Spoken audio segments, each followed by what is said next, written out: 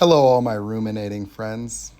First of all, I want you to understand that I am the president of the Ruminating Friends Group of the United States of America, and I have spent my entire lifetime ruminating on the human condition to finally, after 44 years of age, have figured out the challenge of using your inner mind in a state of perpetual suffering to distinguish the human condition in such a way that I can come back from the depths of hell, emerge a new being who has broken my mind from the inside out, so I can smile and tell you it's possible for you too to live your life abundantly free of the notions of self, like I'm not good enough, I'm broken, there's something wrong with me.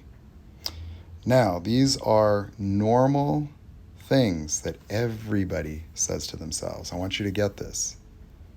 The foundation of all human personality traits are underlying notions of self that make you uncomfortable because those words, people often think I feel like I'm not good enough. But the truth of the matter is that I'm not good enough is different than I'm not good enough. And someone else might feel like they're not good enough, but the emotions are different. See, these words are actually sentiments. They are notions. They are ideas that the child created in the first traumatic experiences that became the base of the personality traits that the person created in their imagination that would fix the I'm not good enough. You see, what happens to the child is something happens, right? Now, I want you to picture a world where you see, like, let's just say a 4-year-old. Now, you got little kids, right? We all love little kids because they're so free. It's the freedom that you love, right? It's just that they don't worry about anything. You often think about that period of time. It's like you wish you could go back, right? Because you didn't have all the stress. You didn't have all the problems. Well, see, the stress and the problems come because the human personality is a structure. It's a psychological structure that is nothing more than an animal fight or flight reaction. This is really funny.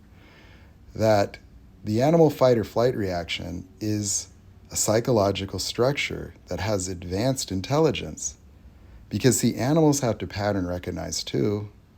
A lion needs to know the difference between another lion, it has to be able to see it. It has to be able to see a gazelle. It has to be able to see some small animals. It has to be able to see like something like a hyena or a hippopotamus or some big thing, right?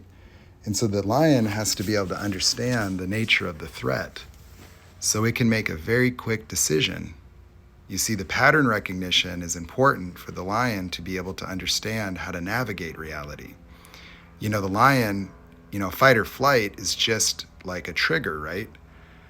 And so we know what a fight or flight feels like. But see, a fight or flight is an intelligent process because what it does is it recalls past emotional experiences that are based in fear and memory, where it imbues the decision-making process. Because you can see, like, there's a real thing here where you see, if you think about your mind, if you didn't have this, it would be a problem for your survival because you wouldn't know what to do. Like, look at little children, right? They don't know what to do. Like, let's just say the little boy knocked over a vase, and it broke. Well, it wouldn't really know what to do. It'd just see the pieces and just run away.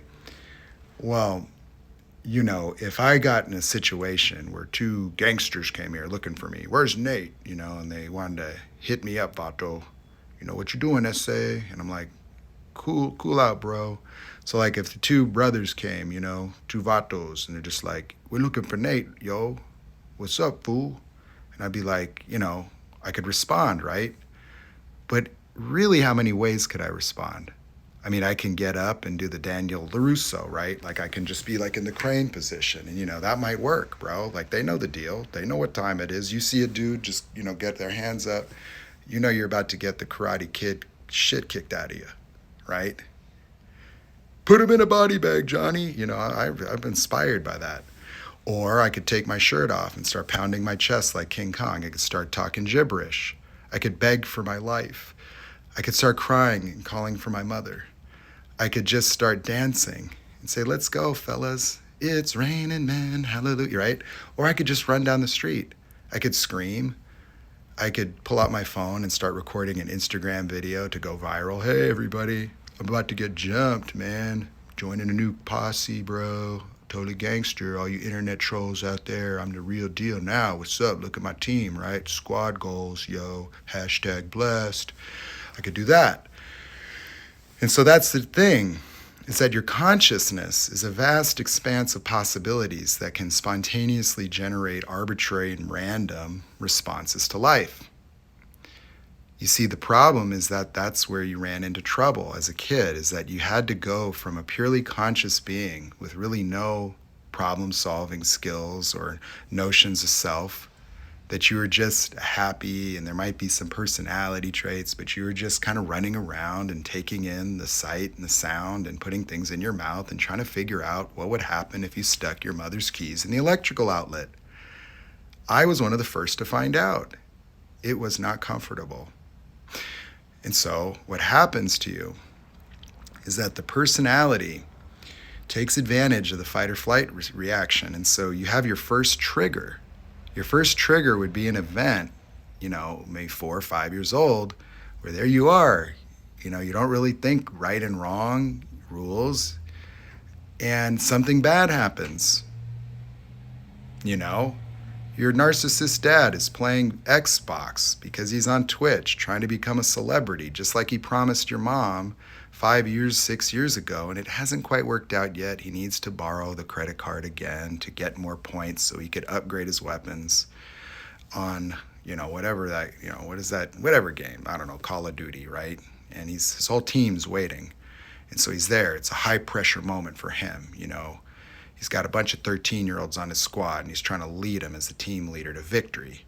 And then there you are running around, and you knock his water bong over. Boy, did you trigger a narc injury. And your dad goes, hey, look what you did.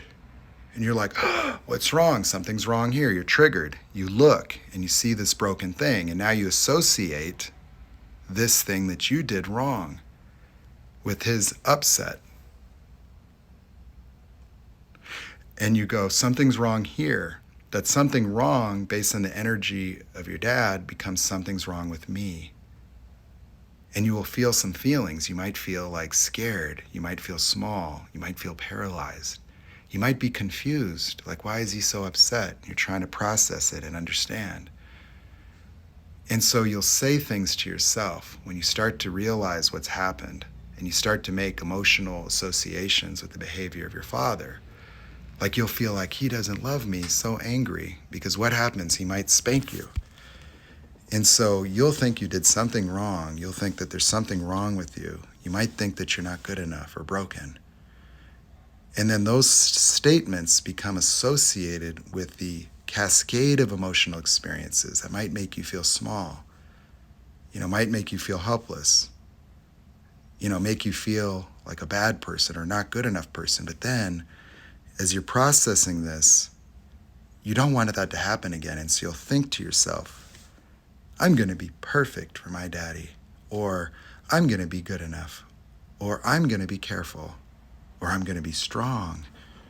And whatever it is for you, it's individualized. But what ends up happening is that pattern created in language, with those words associated with various emotional experiences, as well as a patternized understanding of the way that your father is talking to you, his tone of voice, the way that he may be invalidating you or saying you did something wrong, all that becomes imbued in a pattern, just like an animal recognizing another animal.